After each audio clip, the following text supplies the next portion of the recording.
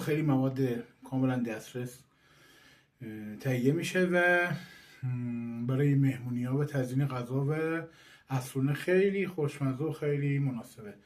بریم ببینیم چه خبره.